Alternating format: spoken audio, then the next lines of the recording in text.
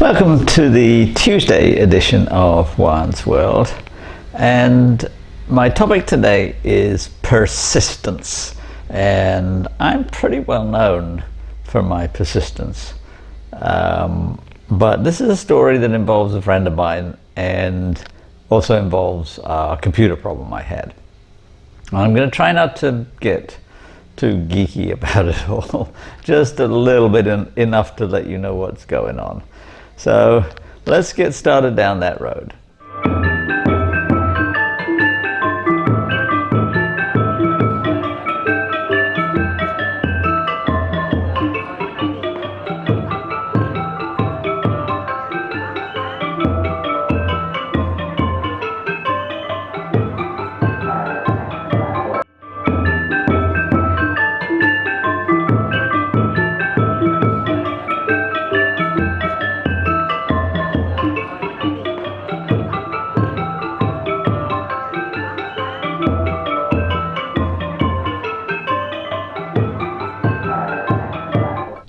Now, I've got a number of laptops, all in various states of falling apart.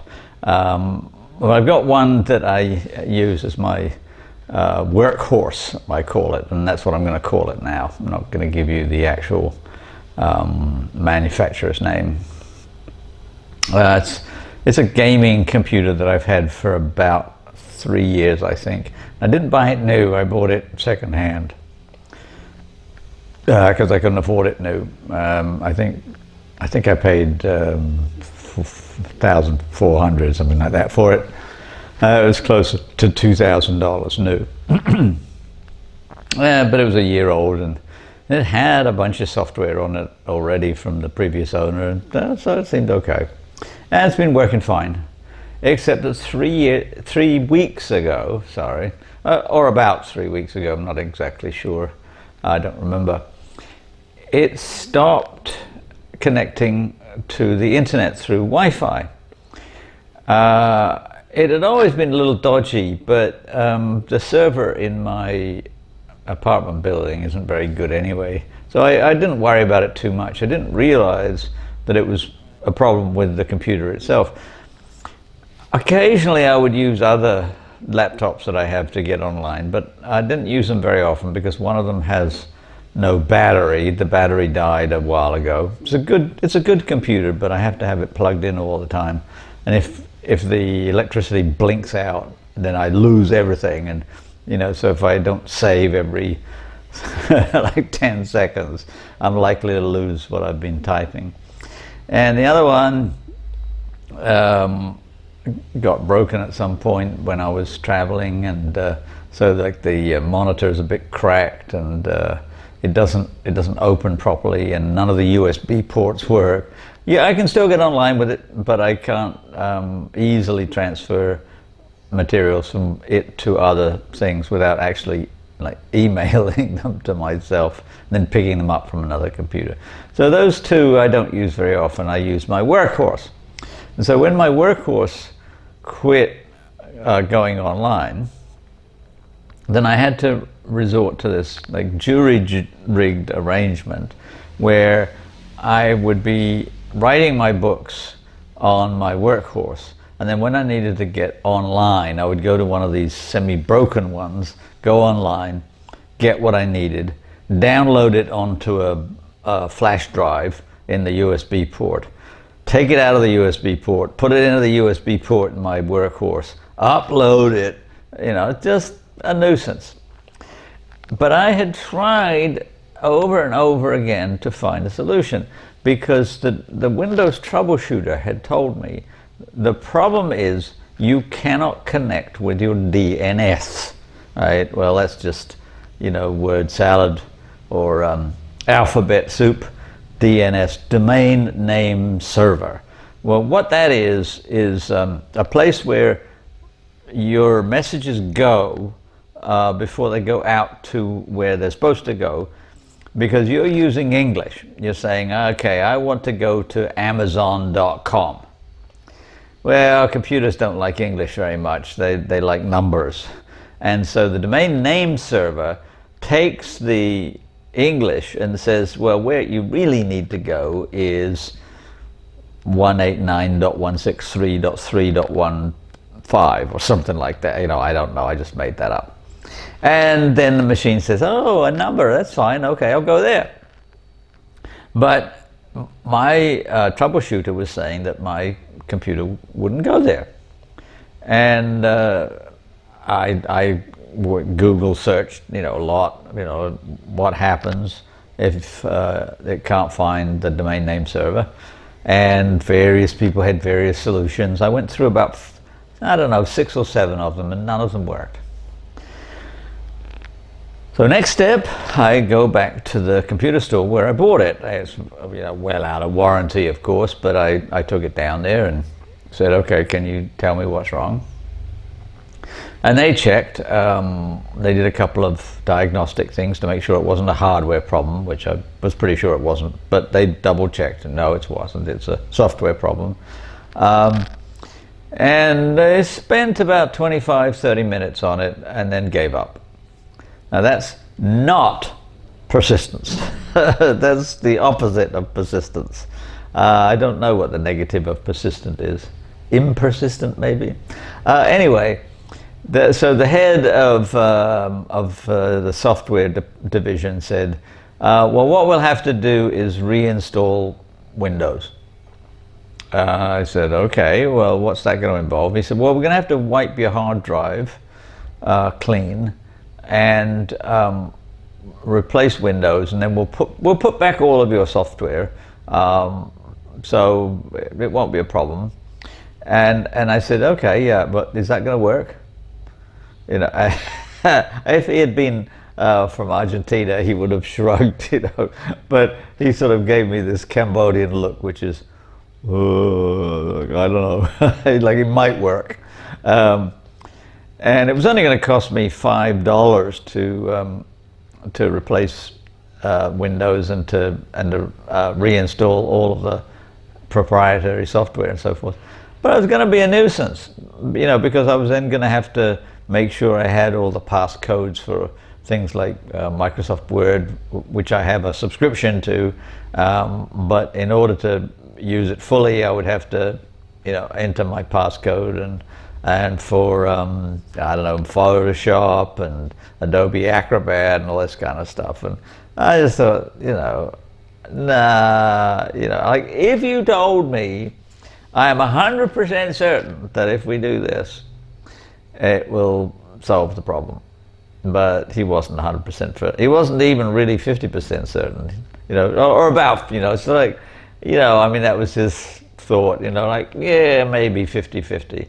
And I said, nah, I'm not doing that. So came back and I kept using my jury-rigged system for a while. But then I came across the phone number of an old friend. And I mean, he's been a friend for a very long time. Going back, let me think, easily 40 years. And, you know, he's a specialist in computers. 40 years ago, I believe he was selling Apple computers.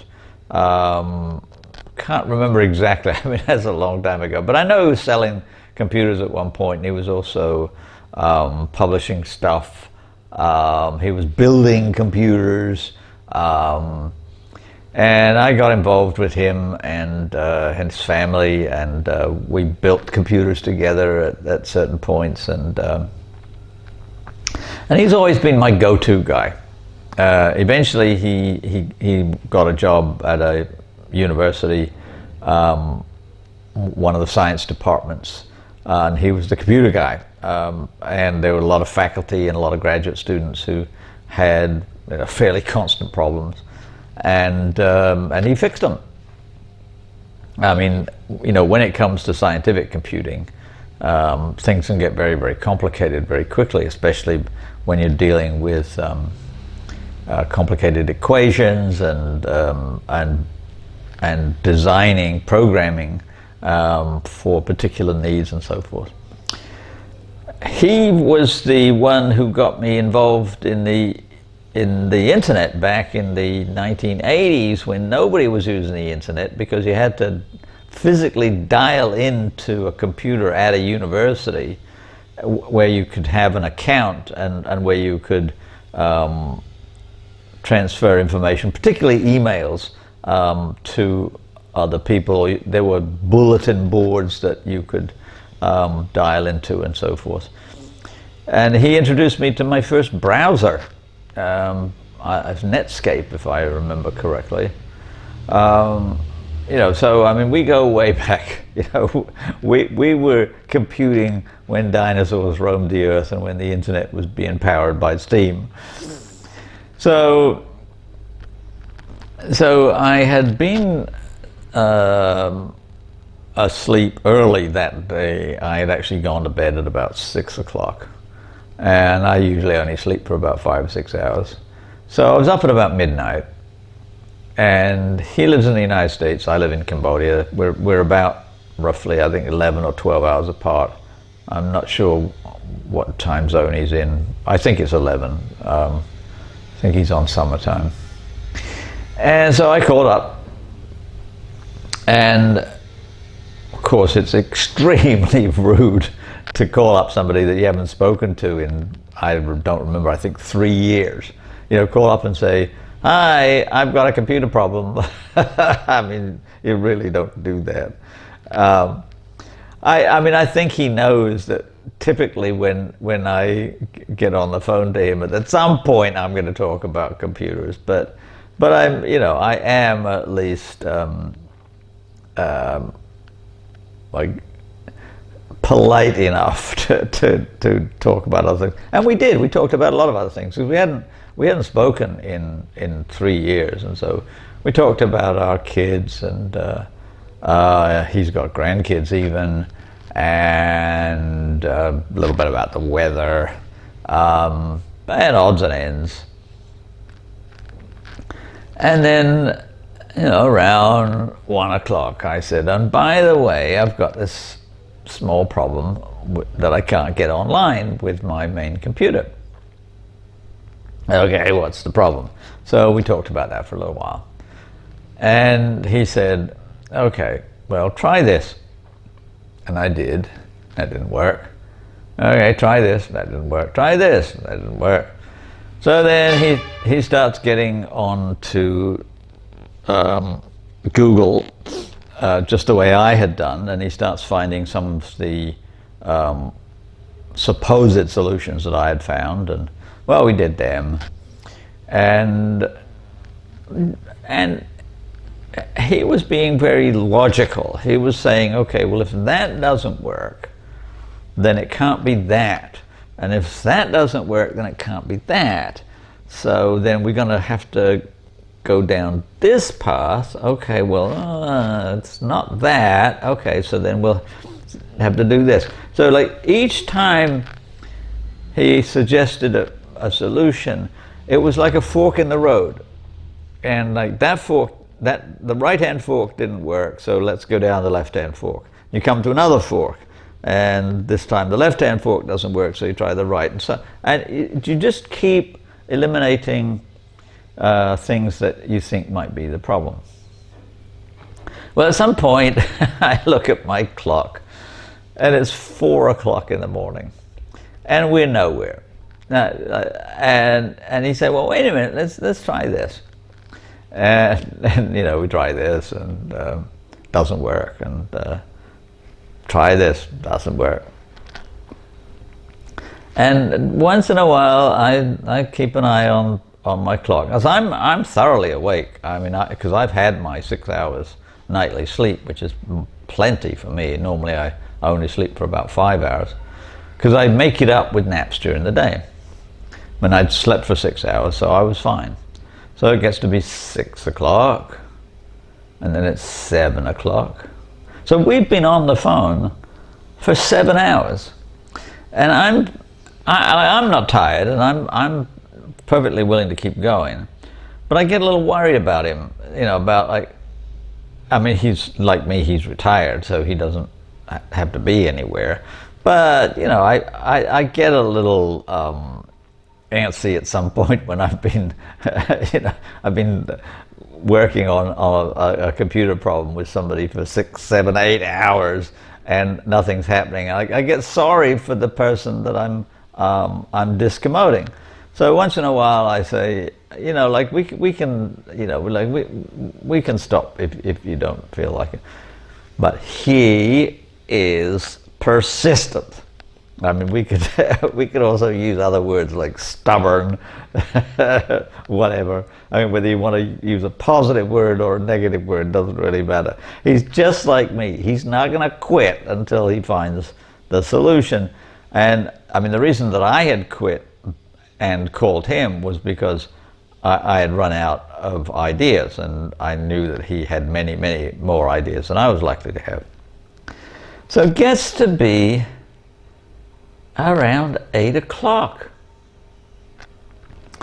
And he says to me, okay, well, we've tried, A, B, C, D, E, F, G, all the way down through M, N, O, P.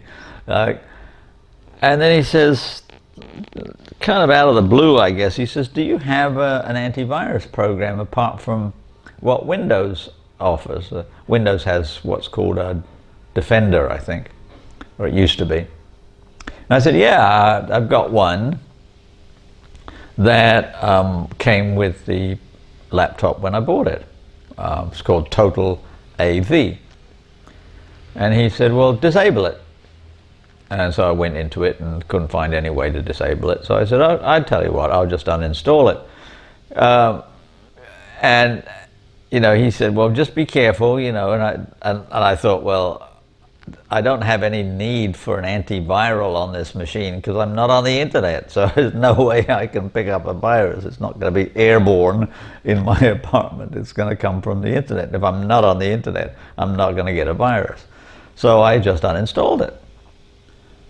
And poof, the internet came back. So after 8 hours, we had a solution. That's the power of persistence. You just don't give up until you find the answer.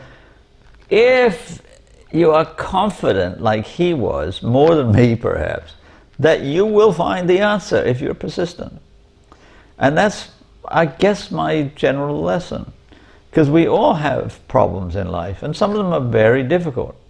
But I have invented an aphorism, which is that all problems have solutions.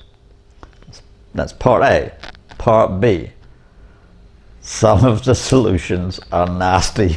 But every problem has a solution.